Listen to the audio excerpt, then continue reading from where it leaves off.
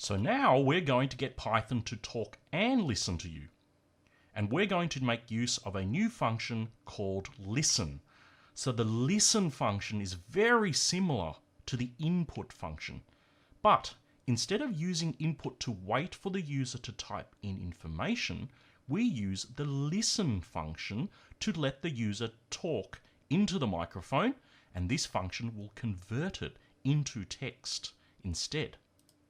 Notice how input and listen use arguments in exactly the same way.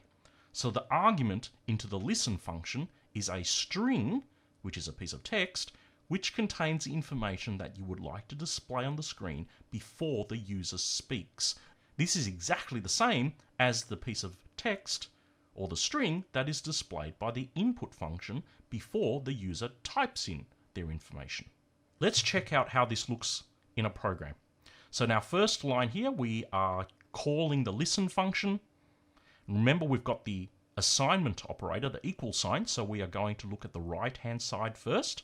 We're going to call the listen function with the argument displaying the text on the screen. What is your name?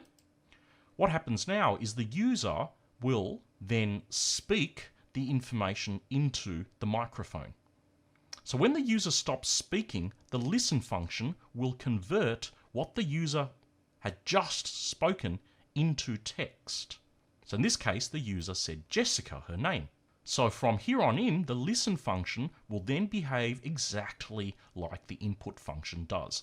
So what it does is it will return the piece of text that it converted from the spoken input. It'll convert that into a string, and then it will assign that string into the variable on the left-hand side of the assignment operator. And in this case, this goes into a variable called name, and then your program can continue now having the value inside the name variable.